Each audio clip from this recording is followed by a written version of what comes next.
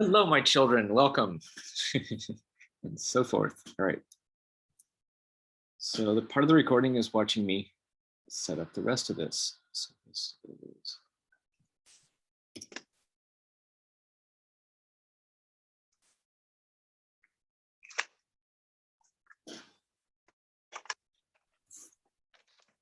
almost there. I can write out what we're doing. We are going to be solving equations with radicals.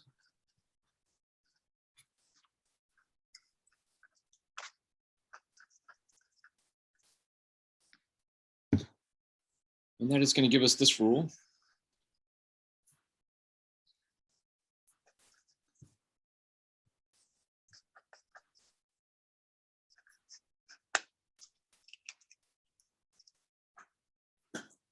So if I get a radical by itself on one side, I just square both sides. And the more in-depth rule, which actually is supersedes this, is this here.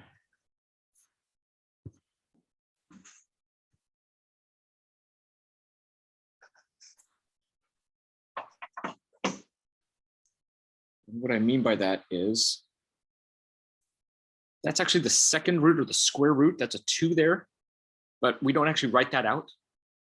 We don't put a 2 in there. So when it's missing, that's a square root, a second root. Otherwise, we have to put an n in there. Then to get rid of the radical, we have to raise it to the nth power. No, that's not right. That's not right.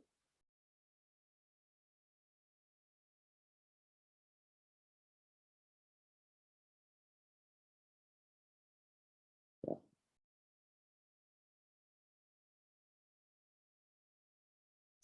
All right, so let's do this.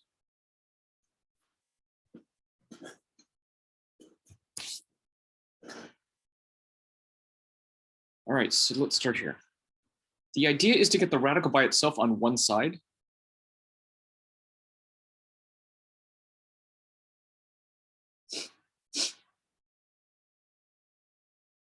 And when it is by itself on one side, we literally square both sides. And we know this is true because if I plug that in, the square root of 9 is 3. We're good.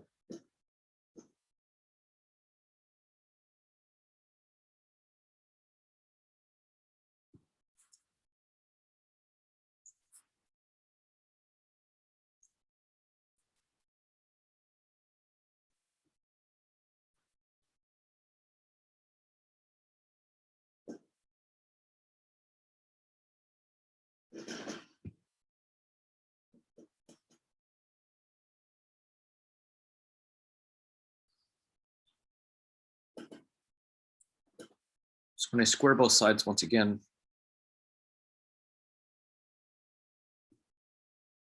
I get x equals 16 over 25.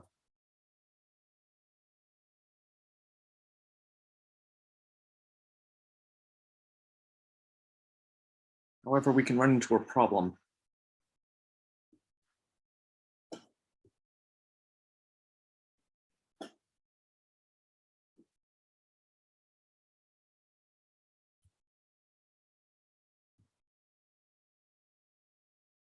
Oh, there's other people here. Hello, Christine. I didn't see you. You were down a little ways. Glad you're here. And we got Mini Yoda. That's from that new TV show, I think. I don't know what it's called. All right. Here's the problem. Let's say I square both sides.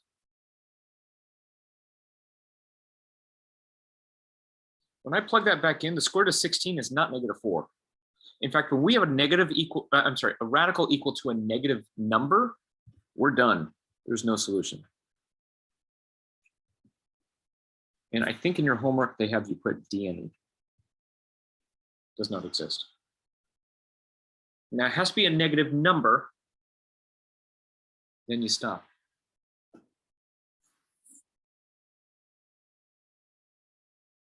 Let's continue.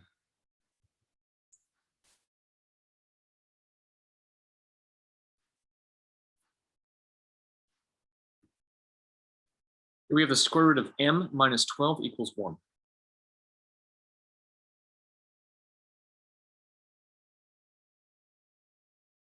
Again, what we need to do is get the radical by itself on one side, which it is. It may look messier underneath the radical, but it's still by itself on one side. So when I square both sides,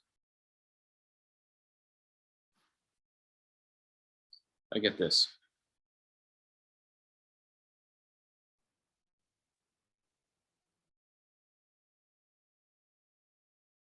Of course, 1 squared is just 1.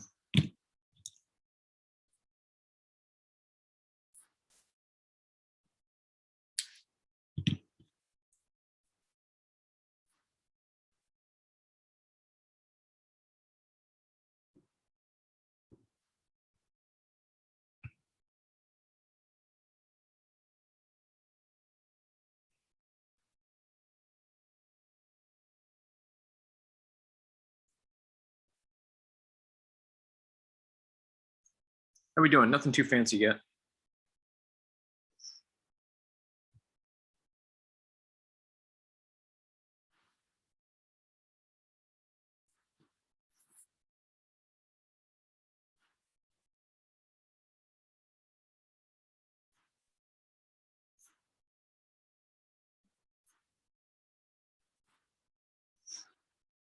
And if your handwriting is anywhere close to as bad as mine or possibly worse, make it clear where that radical ends. And so what I'll do sometimes is put a little line there just to show, hey, that minus 4 is not part of that radical.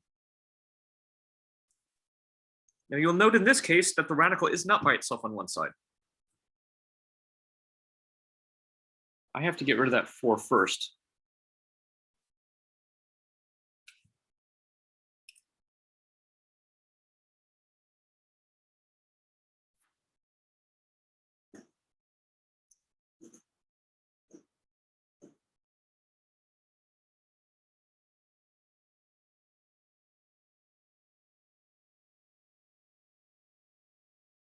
Now I have the radical by itself. Now I can square both sides.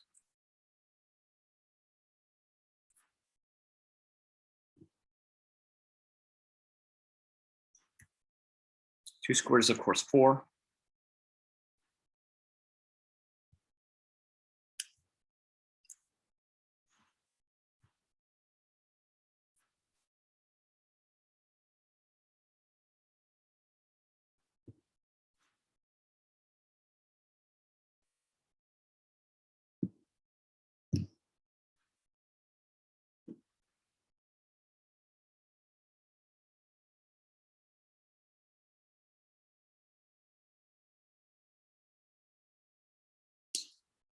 Questions I can help with?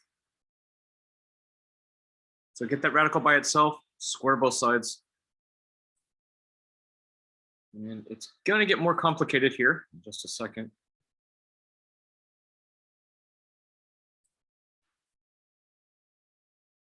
Okay, good.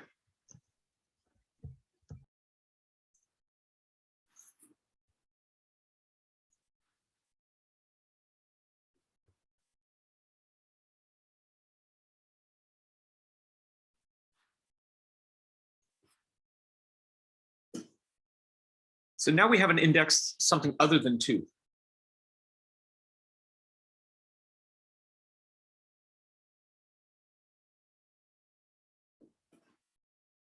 We have cube root,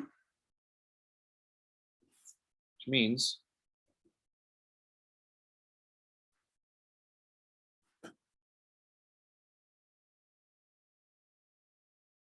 have to raise both sides to the 3rd power.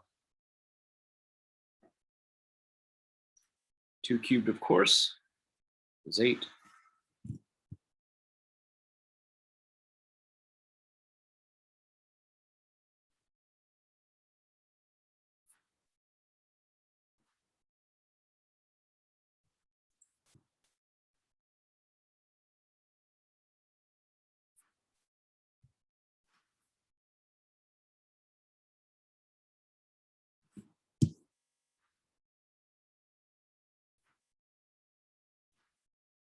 Too fancy.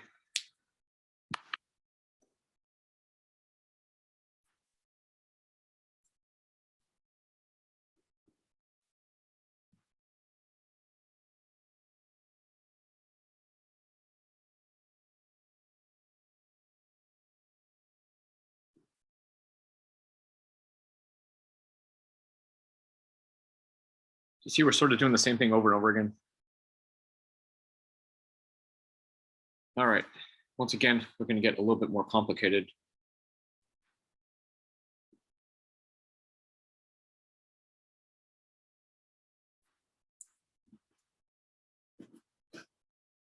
Up until now, we've had our radical equal to a number. We now have our radical equal to a variable.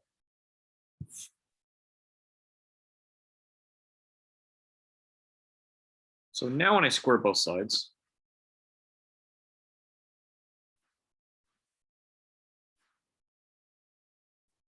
I end up with what's called a quadratic, meaning I have an x squared there. So this is going to change things. When I have a quadratic, what I have to do is I have to get the whole thing equal to 0. Now I have a choice. I could move the x squared to the left, but then I get a negative x squared. I don't like that. I'd rather have a positive x squared. So I'm actually going to move this to the right.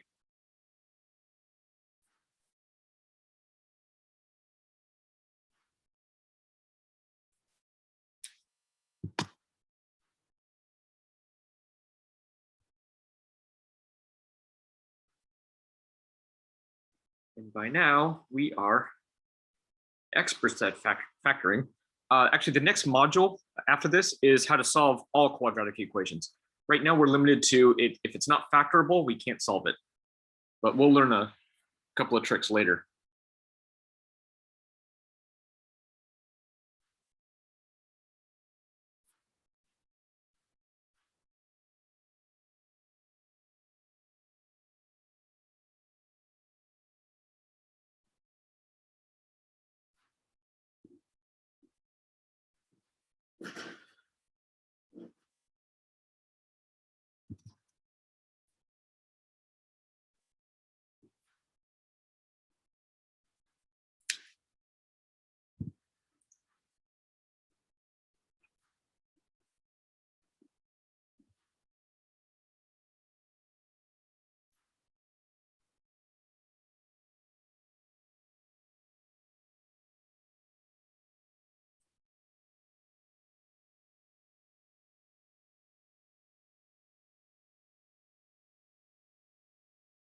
We have a problem. If I go back to the original problem here, I have a radical equal to 8. No problem. Let's see if that works. 2 times 8 is 16. 16 plus 48 is 64. And root 64 is 8. We're good. We got us an answer here. However, negative 6 plugged in is negative 12. That gives us 36. Square root of 36 is not negative 6. In fact, as I mentioned before, we can't have a radical equal to a negative. Now, I want to make it clear that doesn't mean we can't get a negative answer. It just means when we plug it back in, if the radical equals a negative, we're done. We're out. Doesn't work. So in this case, you only get one answer. Now, I want to make it clear on a test, if you put both answers, you will be marked off. In fact, the way the computer system does, you're lucky I grade your test and not the computer system. If you try to enter it in, which you can't do anymore because we're doing everything in Canvas now. I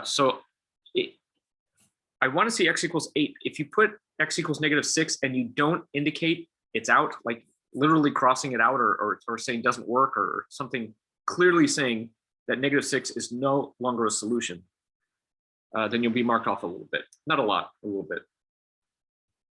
All right, I'd like to move on if we could. We are going to learn a new skill that will be very useful. We can use that. So this has some third semester calculus on it. Sorry, one sec. Oh, it's gone. So we're going to learn a valuable skill here.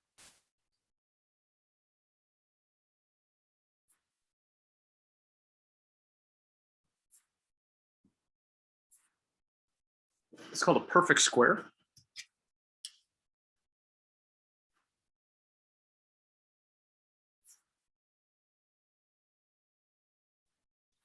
You'll note that we are not just giving a square to the A and square to the B. It doesn't work that way. The 2ab actually comes about when you FOIL this. So here's the proof.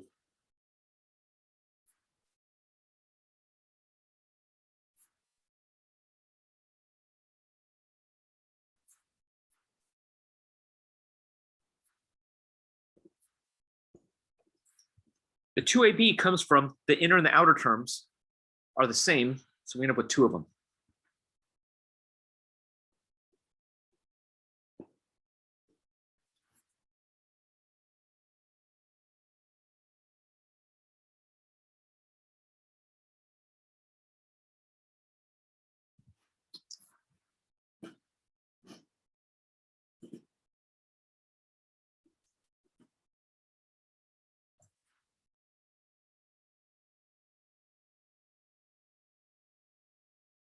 Let's practice a little.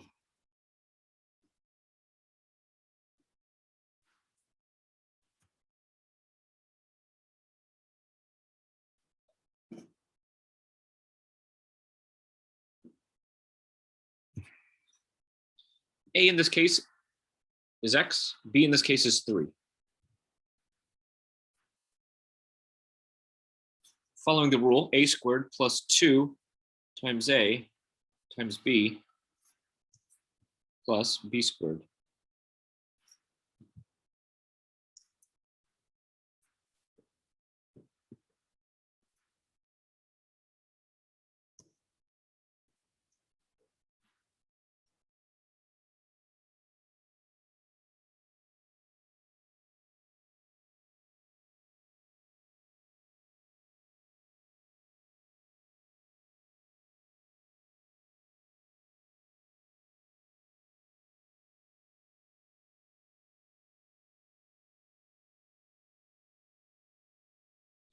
We're going to practice a few of these. Once again, this is a skill that we're not going to use just now. We're going to use it also in another place.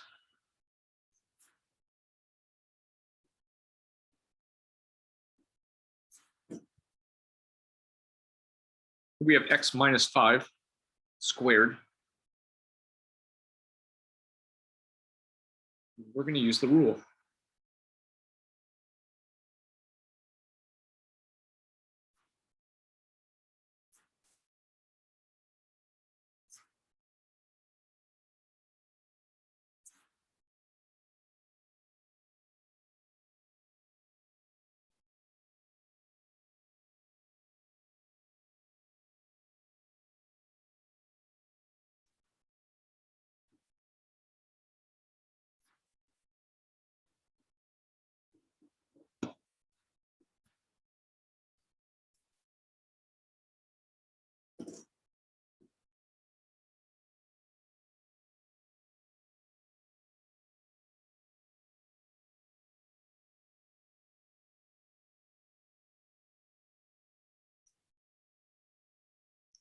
Any questions? What are we doing?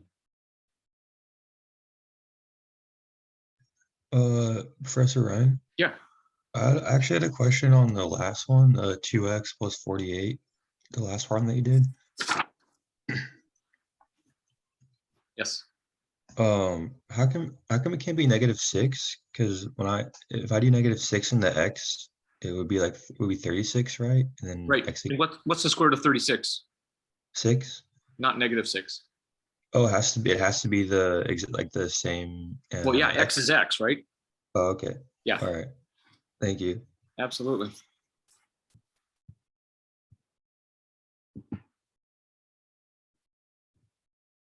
All right, how are we doing with this new rule?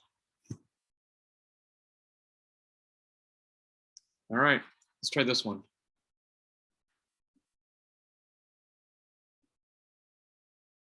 I'm gonna let you try this one,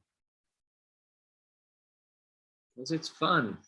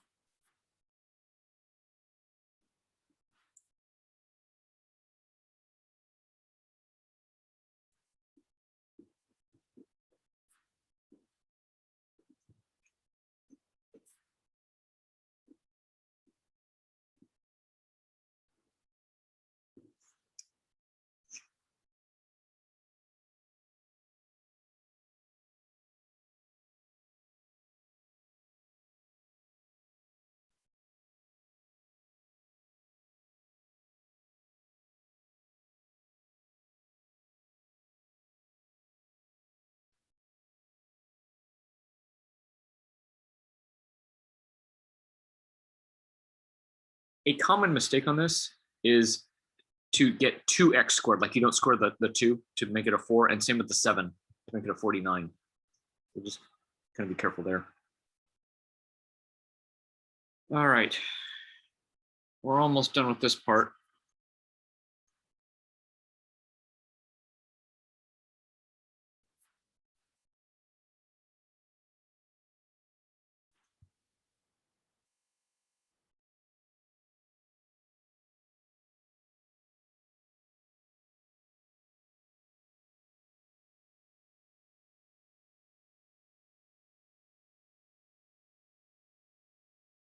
A in this case is the 4 root 2. B in this case is the negative 5 root 3.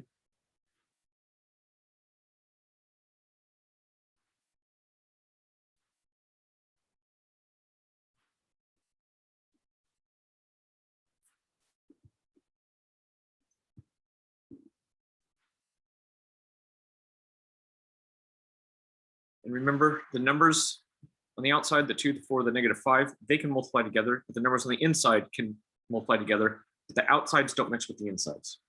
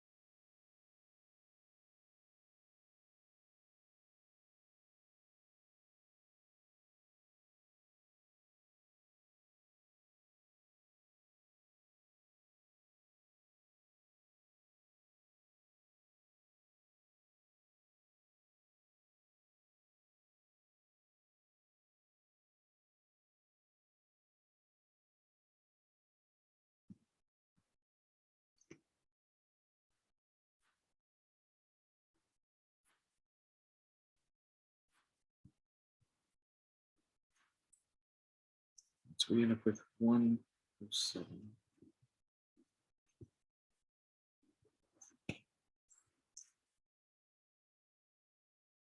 Kind of crazy.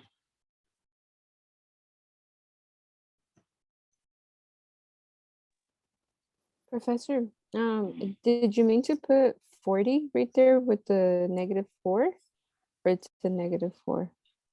Let's see, 2 times 4 is 8, times 5 is 40, right? Yeah. So negative 5 times 4 is negative 20. Double that is negative 40. Oh, no, no. Yeah, right there, negative 40, but the answer is negative 4 square root 6. Yes, 40. Okay. Thank you. You're welcome.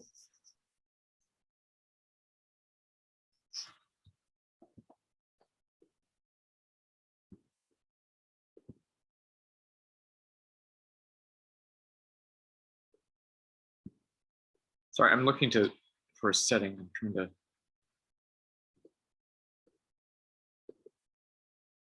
It's not working. All right. Any questions? Thank you again for the 40. All right, back to our regular scheduled program here.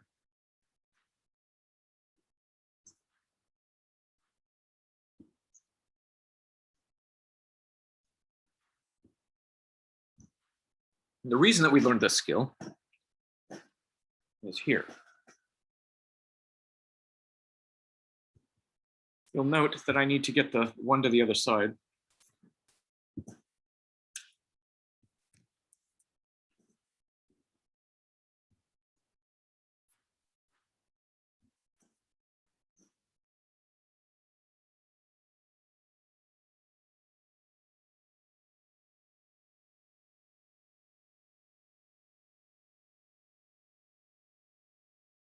And when I square both sides,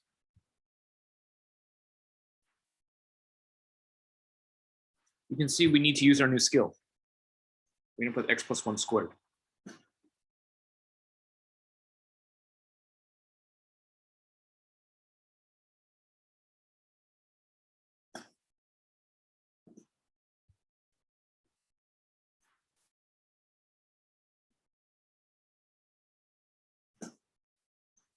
So when I apply our new rule, our perfect square rule, x plus 1 squared becomes x squared plus 2x plus 1.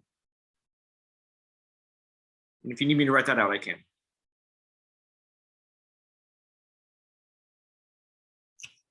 Can you please? What did you get when you did it?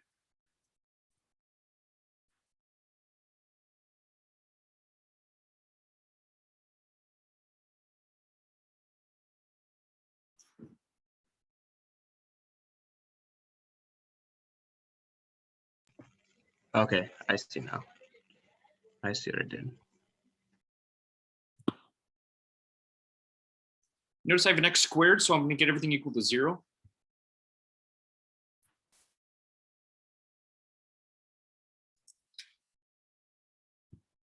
Hope that it's factorable.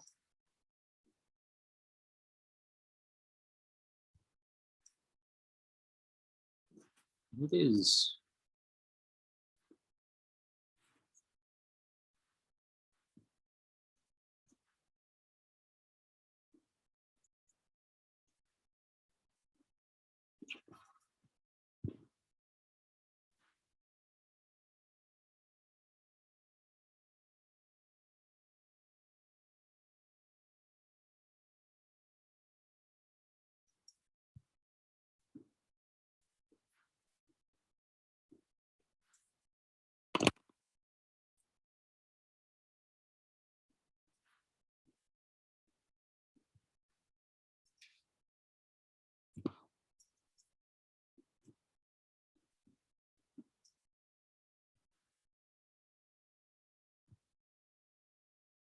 And we still have to check it to make sure it works.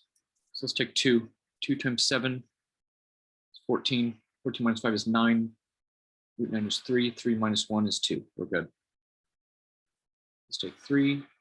2 times 7 is 21. 21 minus 5 is 16. Root 16 is 4. 4 minus 1 is 3. They both work. Amazing.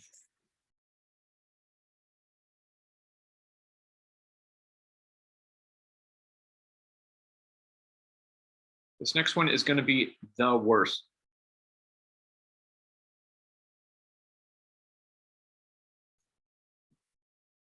For that reason, that's why I'm going to start at the top of a new page. Give you guys a minute to finish copying. Be good to go.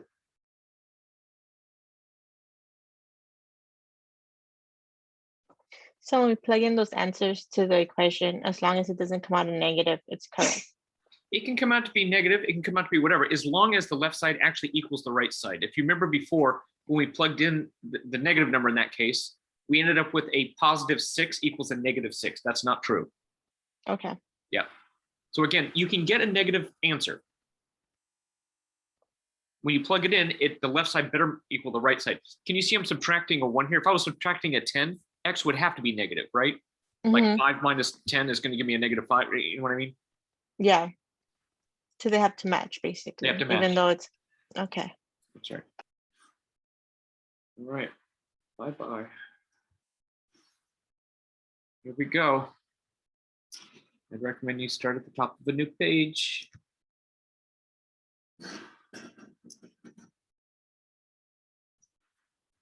I just answered a question like this in the chat room this morning.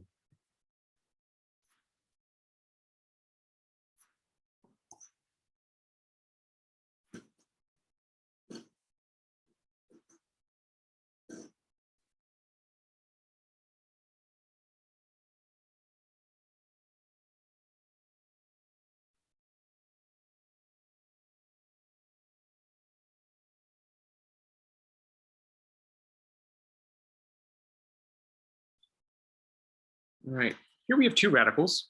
In fact, I do have a radical by itself on one side. So when I square both sides,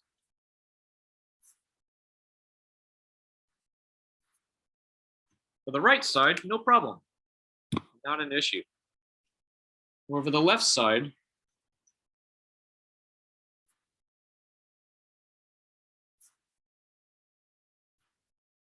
we do have an issue. In fact, we have to use our new rule again, where a is the square root of y plus 8 and b is 2.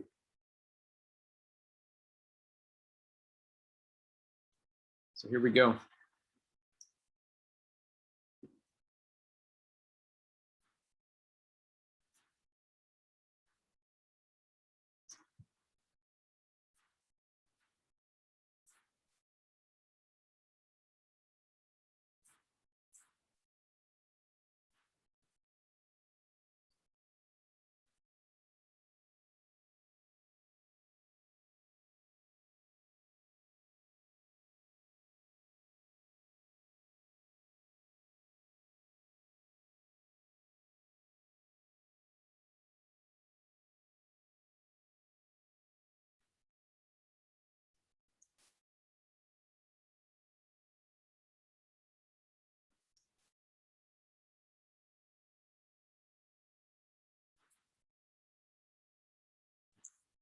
I'm going to stop there for a minute.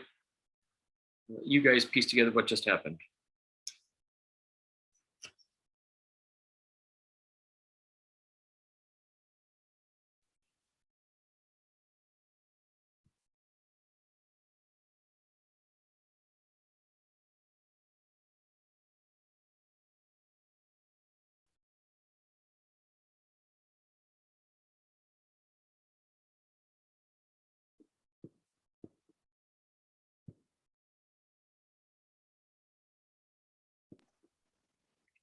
Professor, how did you get a 4?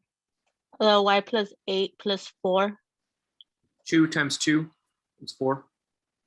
Times Oh, the okay. root of y I plus 8. didn't see that too. Yep, Thank you.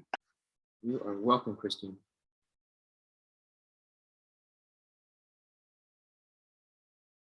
Villanueva, that means new house, right?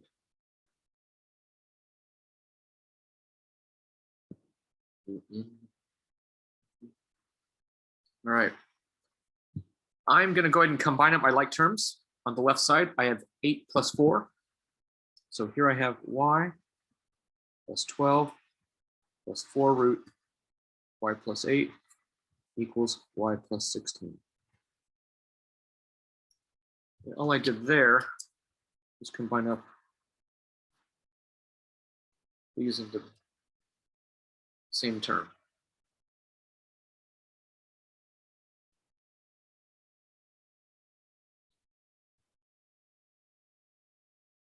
And I now need to get the radical by itself on one side. Again.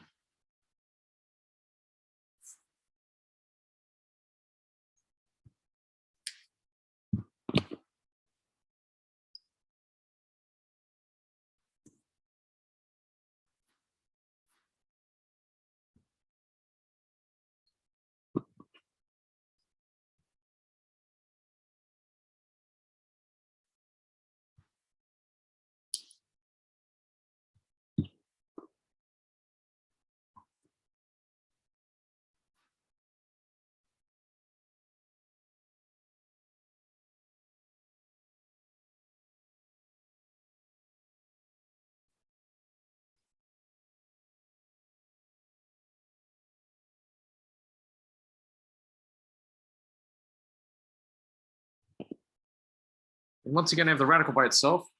I'm going to square both sides.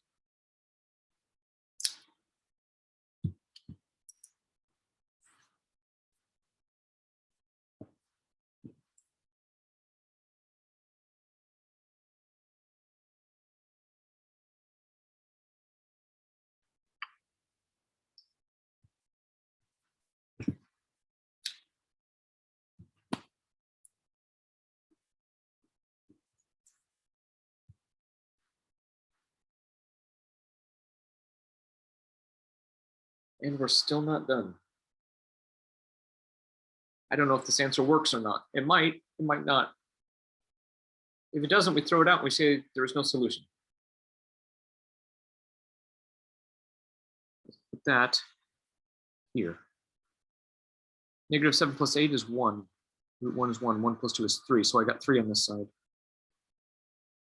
Negative 7 plus 16 is 9. Root 9 is 3. We're good. And if you can't do it in your head, write it out. That's fine too.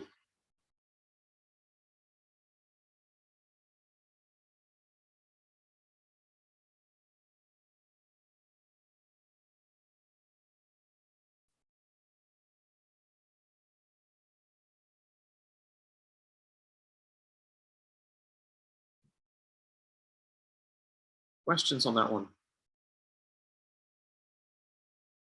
All right, we're moving on. Got us some word problems. They're not too difficult, don't worry.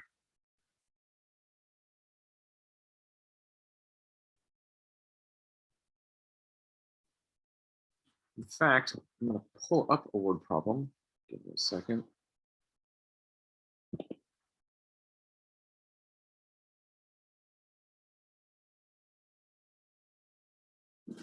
It's thinking. Hope all of you are doing well. Hope you're all safe, healthy. Get your shots. Get vaccinated as soon as you can. You know, some of you are like, I don't know. Do it. Get it done. There's a lot of terrible, terrible ideas out there about the vaccine. It's fine. Little to no people are being harmed by it. Here we go.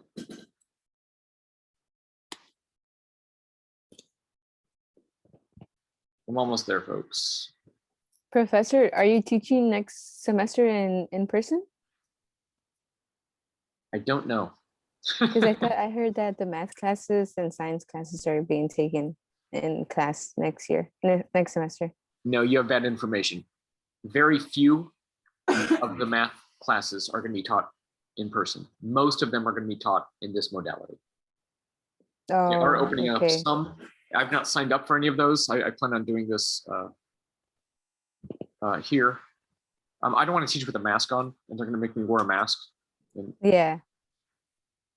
I don't want to do that. I mean, if they have me do it, I'll do it, but I really don't want to. But get your So we'll shots. see you next semester. I'll see you next semester online as well.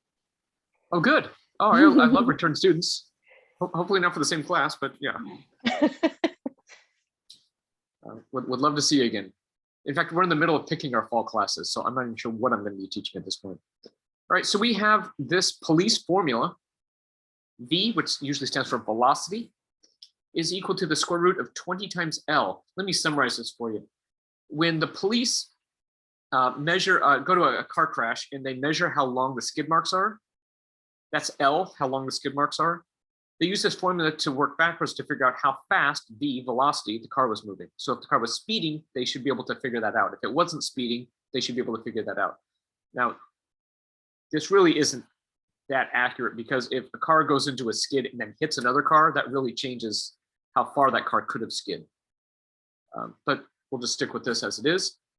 Basically what they say is there was a car accident and L was 231 feet. How fast was the car traveling? Go ahead and take a screenshot. I'm going to flip back. Don't get me wrong, I would love to meet you guys in person. I mean, nothing would thrill me more than to be in person and shake your hand and high five and the whole thing. But yeah, we're almost there. But the more people who get their vaccine, the quicker we'll get to the herd immunity and the less we'll have to be crazy like this. All right, I'm gonna switch back. All right, and now I'm back here. Our formula was velocity is equal to the square root of 20 times the length. They gave us that L was 231 feet.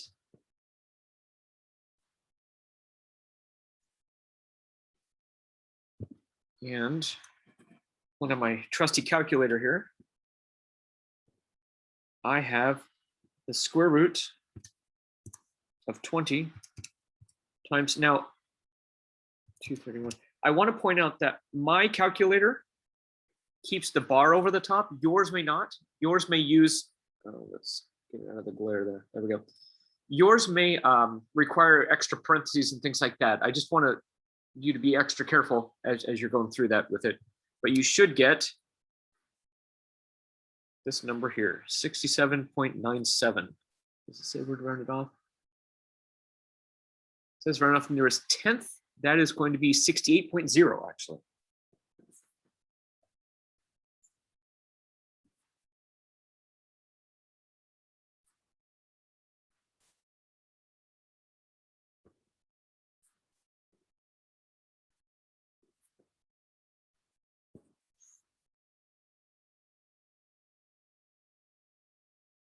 And they rounded off to 68 miles per hour because they actually asked for that, which is fine.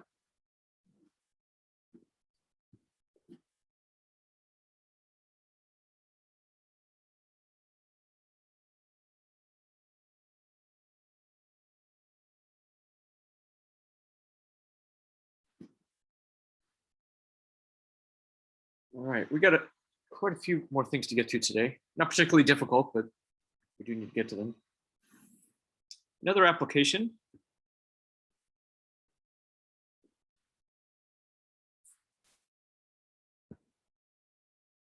is the Pythagorean theorem.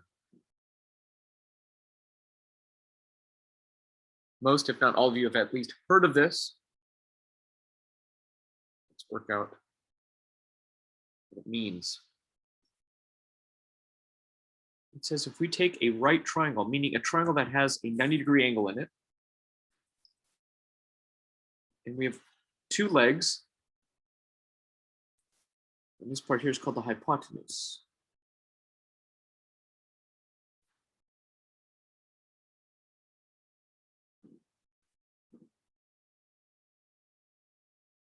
And the theorem says we're going to take the leg and square it, add it to the other leg, square it, and that will equal the hypotenuse squared.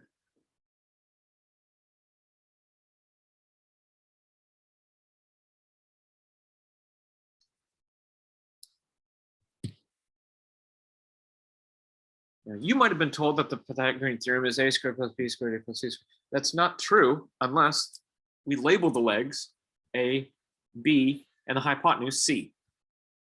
Regardless, it has to be the leg squared plus the leg squared equals the hypotenuse squared. C has to be the hypotenuse.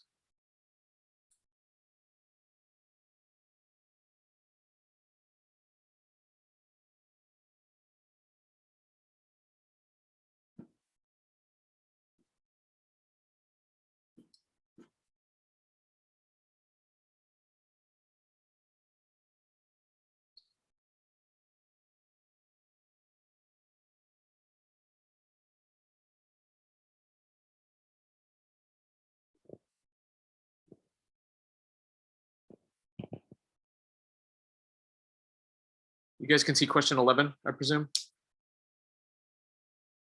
Yes. Cool. So we have a field that's 134 feet by 71 feet. How far is the walk from one corner of the field to the opposite corner?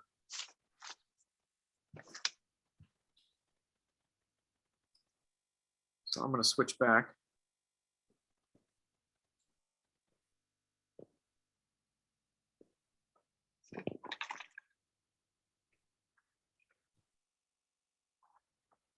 So we have a field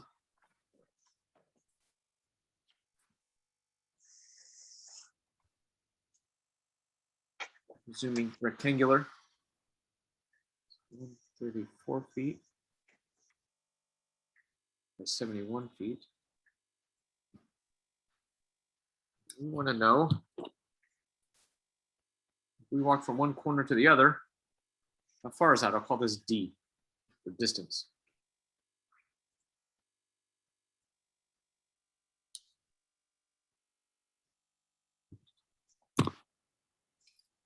Well, this means that 71 squared plus 134 squared equals D squared.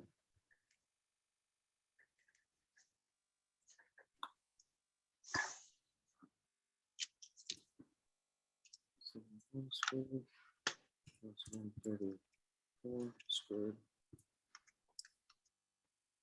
I'm getting this. Please verify this with your calculator.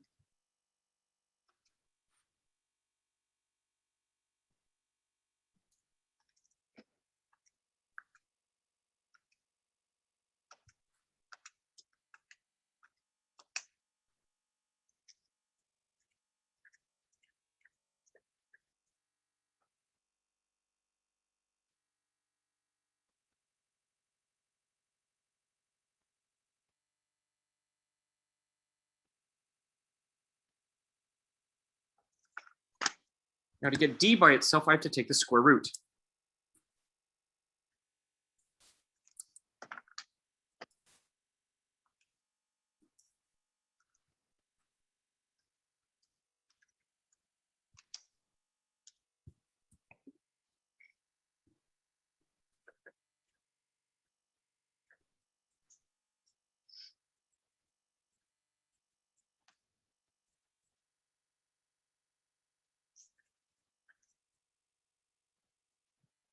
Getting a little low on time, so that's going to have to be it on the. Let me just mention a little bit more about the Pythagorean theorem. The ancient Greeks came up with this. The Pythagoreans were a sort of an elite group of Greek people that formed what we would consider like universities and things like that, where only the best of the best were allowed to go. And they taught them mathematical secrets and things like that, which they weren't allowed to tell anyone, but they would actually sell their mathematics and technology to all the different Greek cities and things like that. It was very lucrative, and they were very well respected. Over time, of course, as with anything, they took normal people that were really smart and gave them all these like godlike qualities where they could like walk in thin air and do all sorts of craziness. So that they talk about a person named Pythagoras, but he has so many godlike features, they just assumed that he wasn't necessarily a real person, or it was a real person that they just made up a bunch of shit about that he could do all sorts of crazy magical stuff, which of course no one can do. All right, moving on to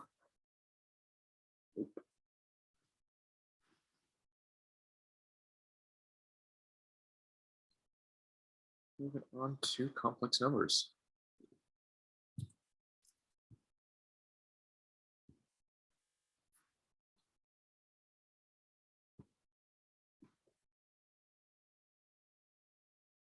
Yeah, they do that with a lot of real people and with a lot of imaginary people. So like Alexander the Great, there's all sorts of stories about him like moving water with his mind and like doing all sorts of magical stuff, kind of deifying him, turning him into a god.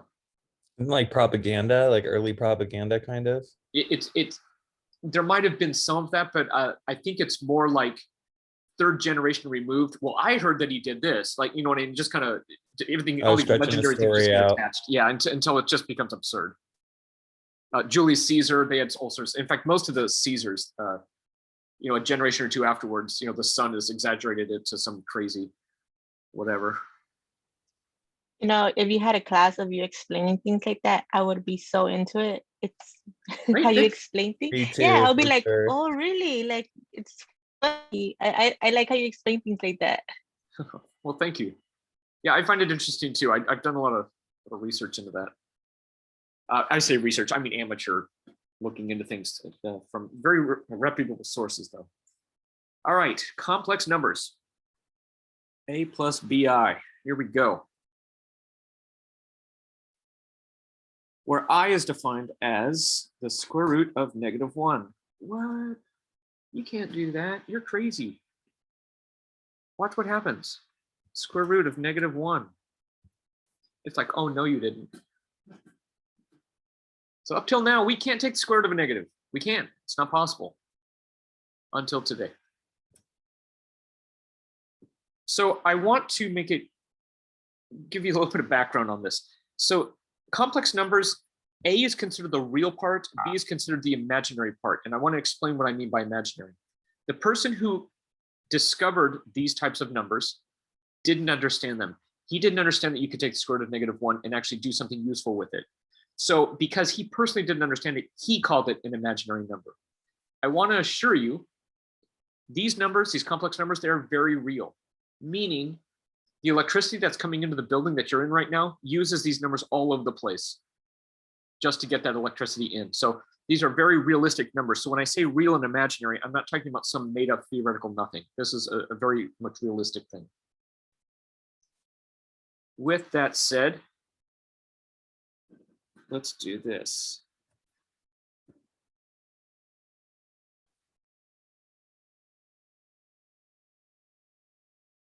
And you can try to do this in your calculator. It's not going to like it.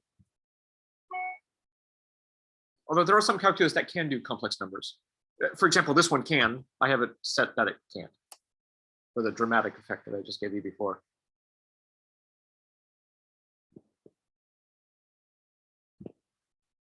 All right, now here's what we can do though.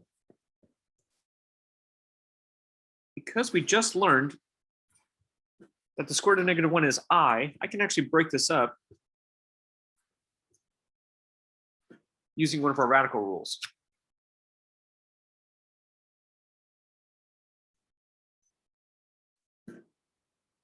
Root 25 we know is 5.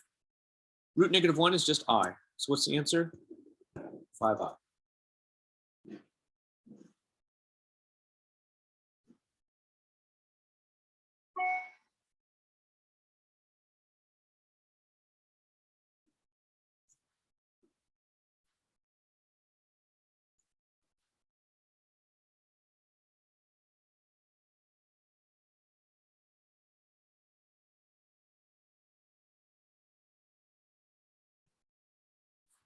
Right away,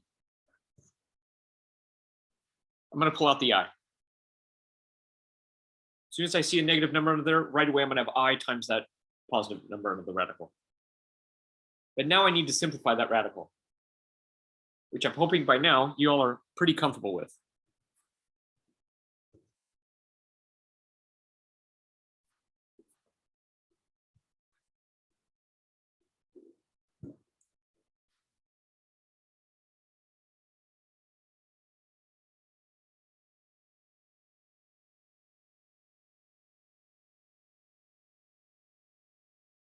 Oh, this is so slow.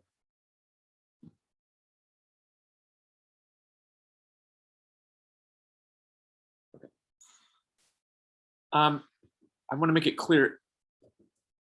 In your computer system, they're going to write the answer like this. This is perfectly fine.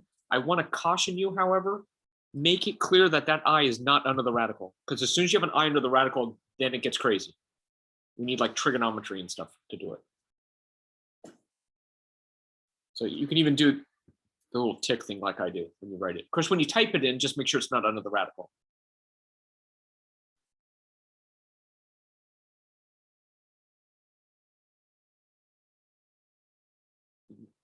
Now we're going to So, do, Professor, I'm sorry. Yeah.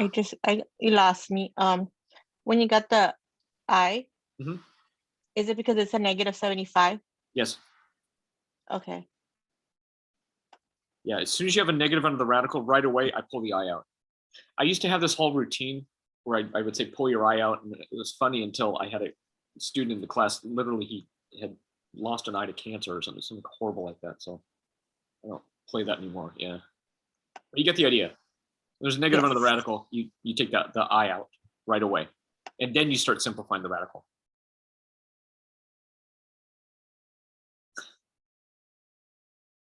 You're laughing a little too much on that. All right. So let's talk powers of I.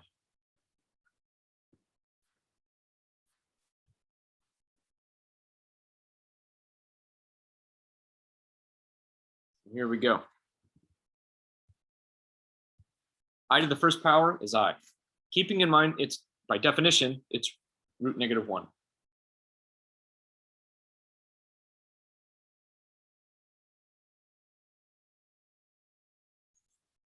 Now, when I do I squared, I want to point out, when I square a radical, you remember the radical goes away? I squared is just -1 when I square both sides.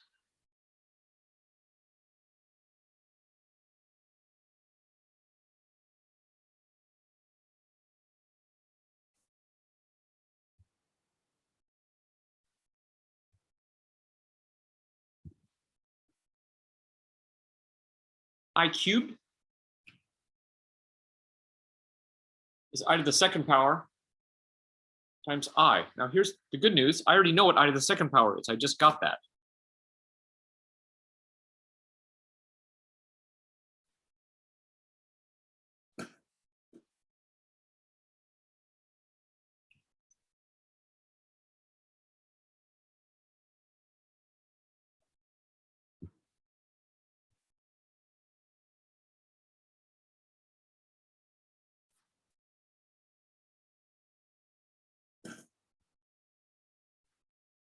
I to the fourth power is I squared times I squared. Which we now know is -1 times -1. We just get 1. That is a big deal. That's a huge deal, actually. Because 1 times anything is just 1. I'm sorry, 1 times anything is the anything.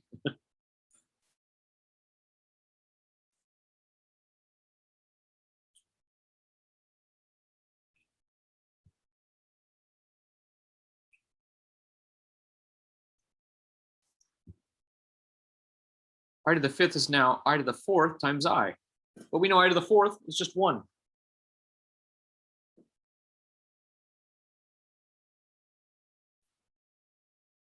Same as up here. I to the first is I to the fifth is I. They're the same.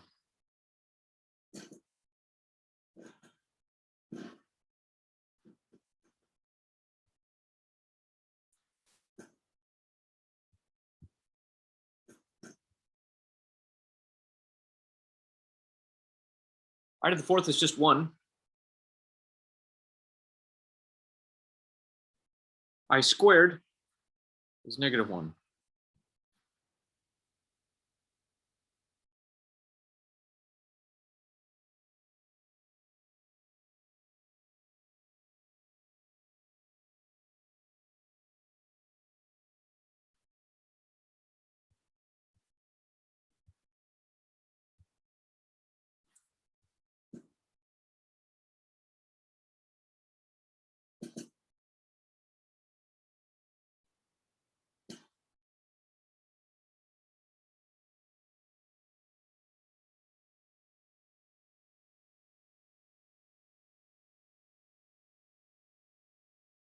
Once again, I to the fourth is 1. I to the third is -I.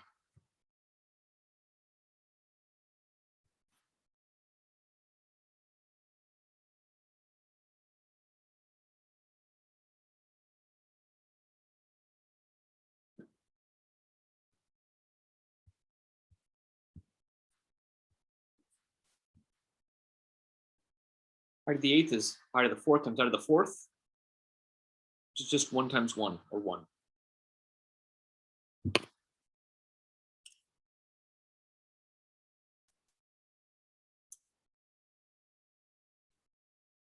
I'm going to try to squeeze one more round into this, and then we'll talk about the patterns that are forming.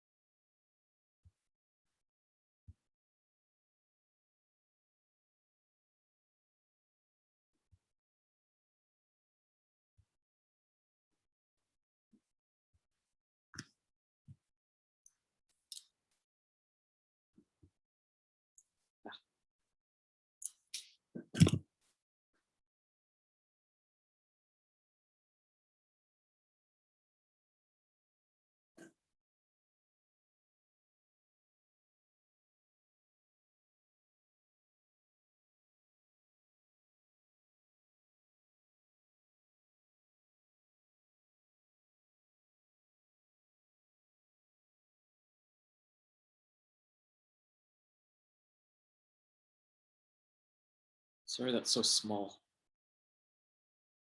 I can't zoom in.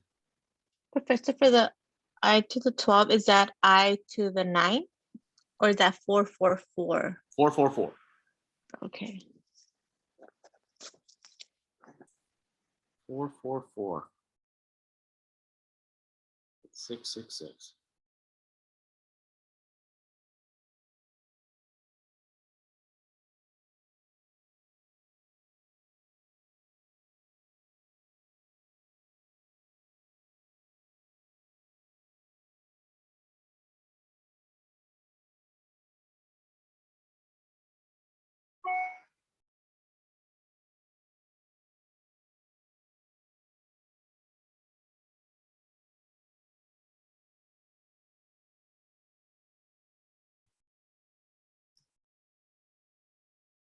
All right, let's talk patterns. First of all, one of the patterns is I, -1, -I1. I, -1, -I1. I, -1, -I1. You see it's cycling through, it's being the same every single time. So we call that modular 4, meaning every fourth it repeats itself. So really all you need to know are the first 4. Because all the other ones become analogs of that. So we have I squared, I to the 3rd. I squared, I to the 3rd, and consider the same values. Please note, anytime the exponent is multiple 4, everything just turns into a 1. So if I do an example like this, I to the 400th power, do you see I could break that down? I to the 4th, times I to the 4th, times I to the 4th. That's just 1 times 1 times 1 times 1. The whole thing just turns into 1. Because we know 400 is a multiple 4. In fact, it would be I to the 4th times I to the 4th 100 times. But 1 times 1 times 1 times 1 100 times, it's still 1. Do you see, though, that when I have this, do you see I kind of have like 1 left over? I to the 400th, no problem. We know that's a multiple 4, it turns into a 1. But I have an I to the 1st left over, which is just I. You guys see where I'm going with that? It's like a remainder.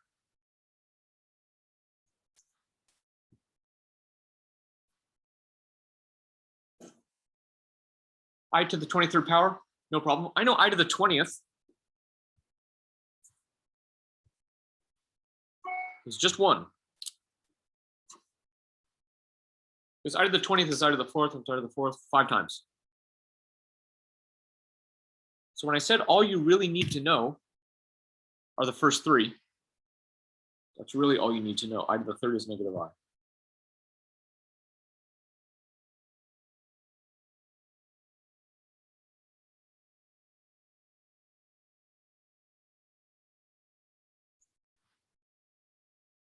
But let's say you get something crazy.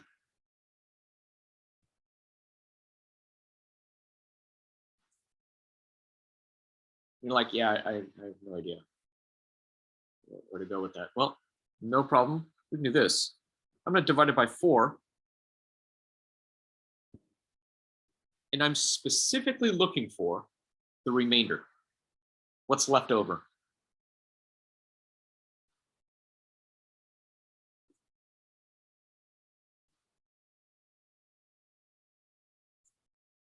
That is what I'm looking for.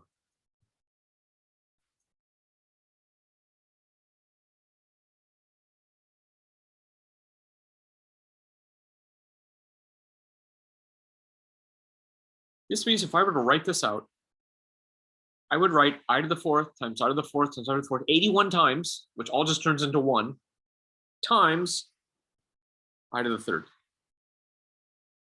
That's the 3. That's the remaining leftover.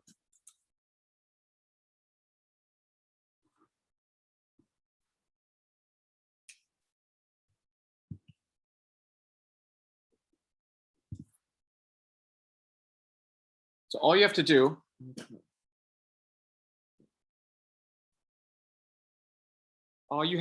is figure out what that remainder is. What's the what's the exponent that gets you an even multiple of 4, and then what's left over? In this case, 3 of them. I to the third, negative I, done. The big one we want to keep our eye on for right now is here. What we're about to do.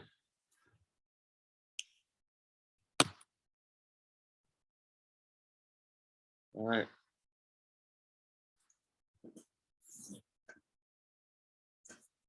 Let's do some adding and subtracting, just to keep in mind standard form is the a plus bi. The real part and the imaginary part. And as I explained before, it's not imaginary. Just a misunderstanding by the person who came up with it. I believe Euler came up with that. All right, here we go. Let's do some adding and subtracting. I should title this adding and subtracting.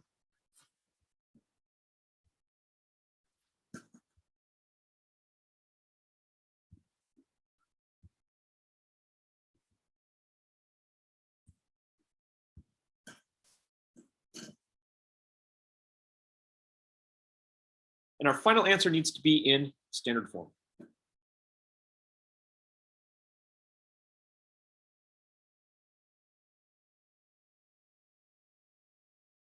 The cool thing about this is we just have to combine up our like terms. Nothing too crazy.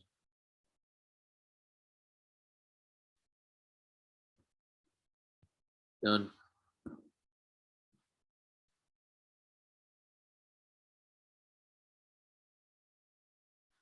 Ooh, my other computer's dying. One sec.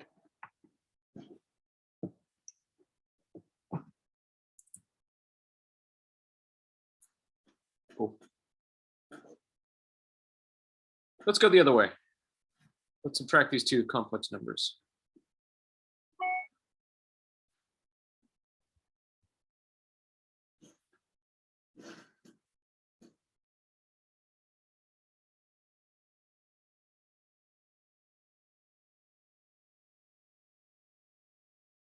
Well, for this one, it's almost combined like terms. I just need to remember to distribute the negative.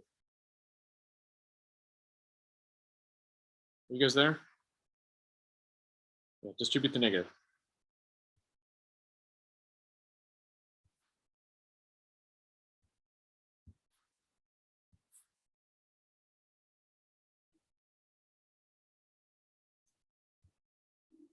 And you'll notice my final answer is in the standard form. A is 2, B is negative 30 in this case.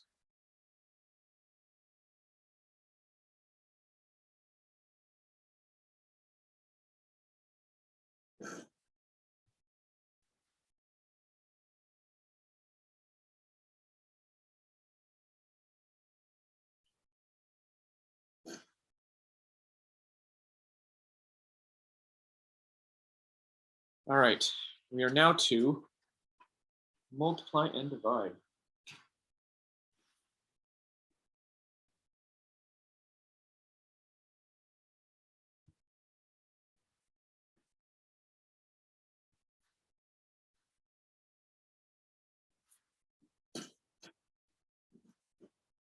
Let's start nice and simple.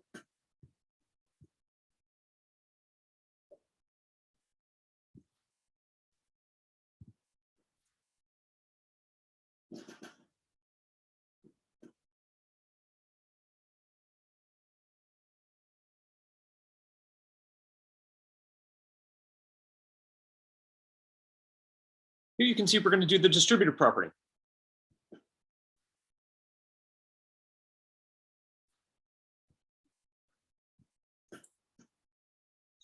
Remember, we need a plus bi. We need standard form. We definitely don't have that here.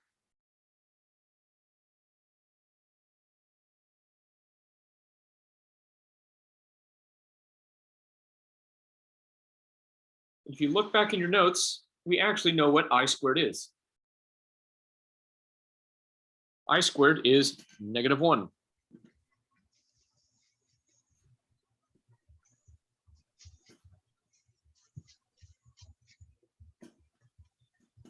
Minus CI, Professor?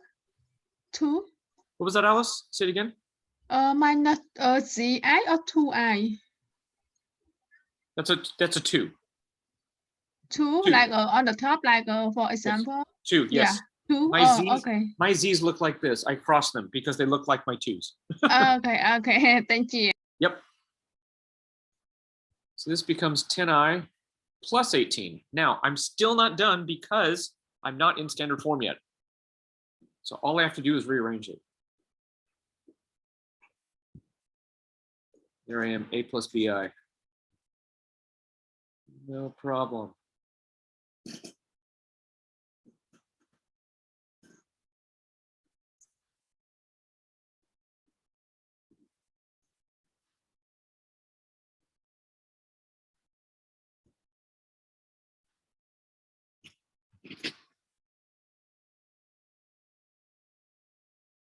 And here we have to FOIL. I'm going to give you a few minutes. Remember, I squared equals -1, and your final answer needs to look like a plus bi.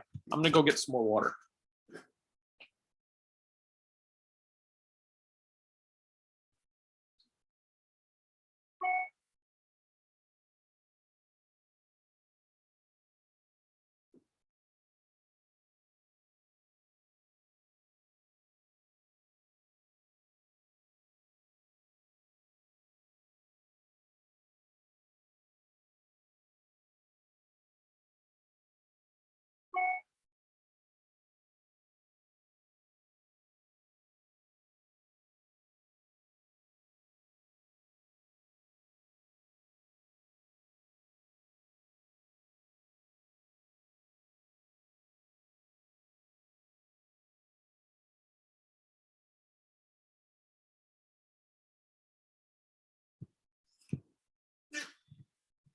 All right, FOIL.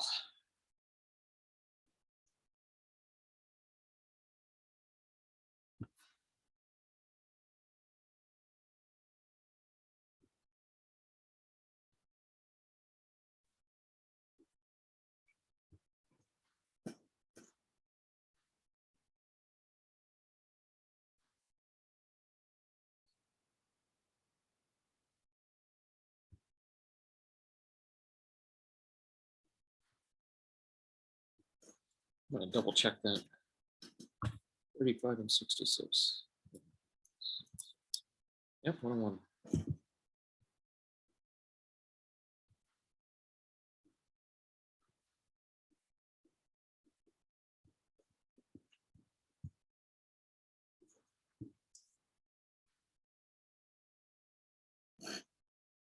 React a little better.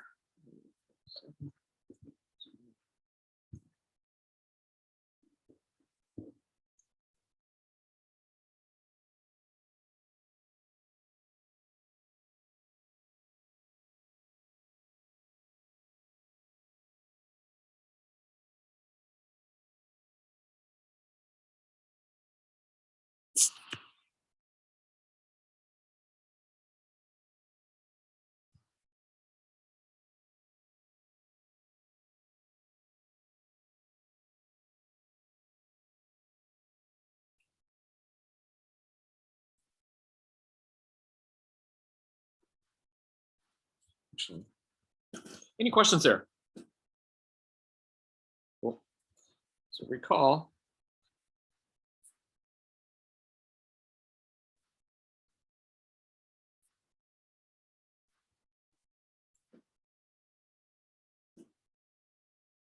And I attached a name to this when it was the same minus and same plus.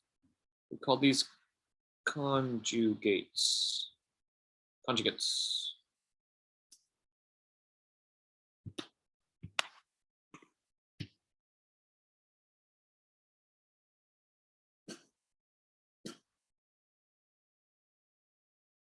Where one is plus, one is minus, can be multiplied together.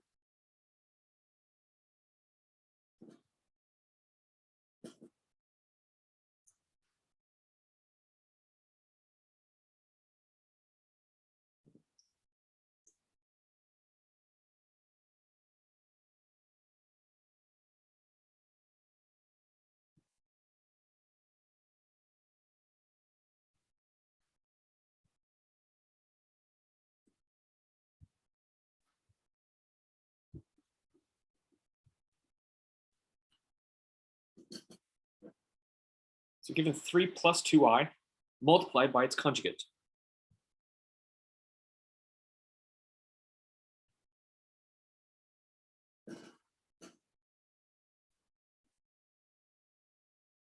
Well, the conjugate of 3 plus 2i is going to be 3 minus 2i.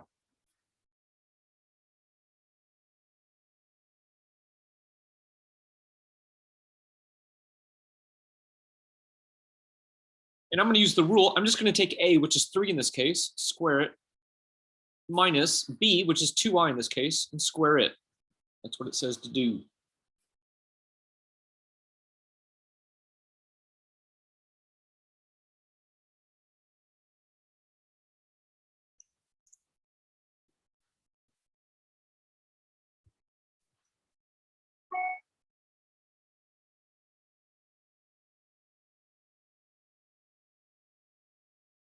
We're not quite done.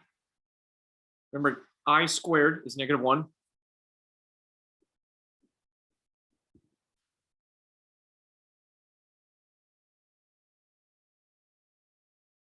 This becomes 9 plus 4, which is 13.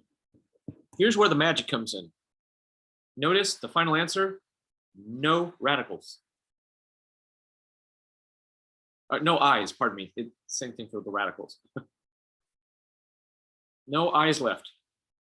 We like that. Which brings us to the last part, dividing. Remember, our answer needs to be in the form of a plus bi.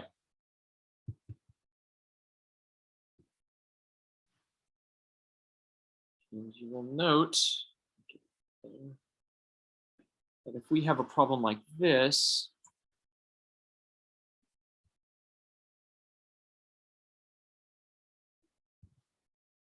we're definitely not in that form, that a plus bi form.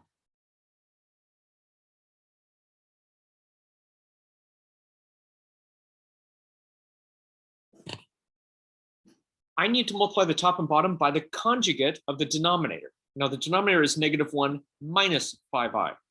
That means its conjugate is -1 plus 5i. We only need to worry about the denominator and changing that middle sign. Doesn't matter what the first sign is, that whether it's -1 or +1, doesn't matter. It's got to be the same.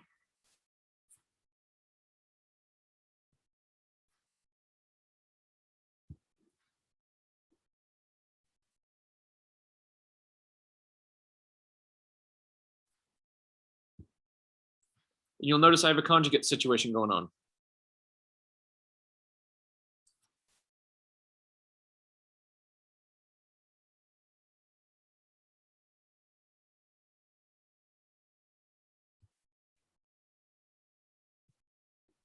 Up top, I need a FOIL.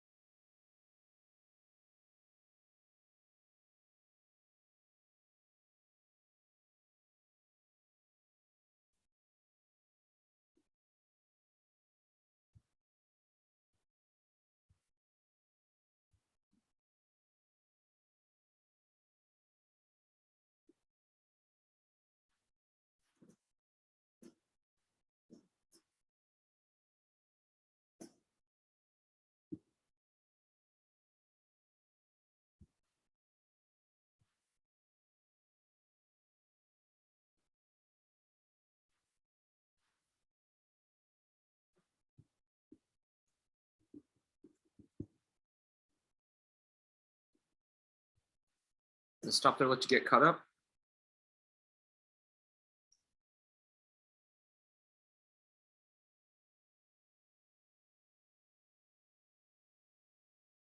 Not quite done yet.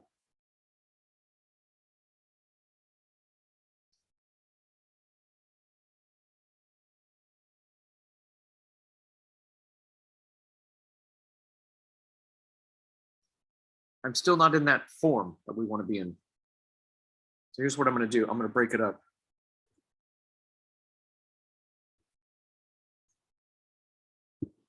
And then I have to reduce.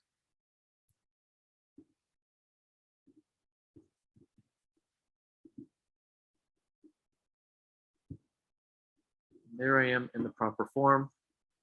A in this case is -4/13. B in this case is 7/13. A plus BI.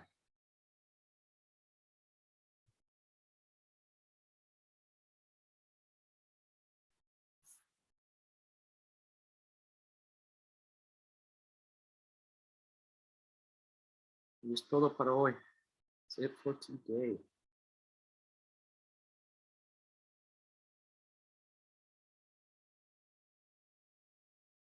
So I'll stay after if there are any questions. Take your time copying it down. I'm in no rush. I have a Thank you, question, Professor. Go ahead with the question. You're welcome. I think it was a thank you if I'm not mistaken. Go ahead. I'm a little bit confused on like how, because I know when we FOIL, it's usually the squared in the beginning. That's because now- usually we have the letter X at the beginning. In this case, our letter is at the end. Oh, okay, okay. So it's just backwards.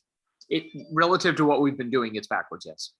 Okay, I was just confused because in the beginning, the 7 minus 6i, I did the foiling. I didn't include the square at the end, and I got a completely different answer than you. And you would, So yes. Yeah, so okay, got it now. Thank you. You got it. Anybody else? Thank you, Professor. You're certainly welcome. Have a great day, guys. Well, thank you, Professor. Have a good day. You too, thanks. Professor. Take care. Christine, yeah. I couldn't tell if you had a question or not. Hello, Alice's child. Yeah, I'm good. Yeah, thank you. You're welcome. Good to see you. Take care. you. Bye. Okay, see you. You're welcome. Bye-bye. Yeah, thank you. Bye. Bye. Bye. Goodbye.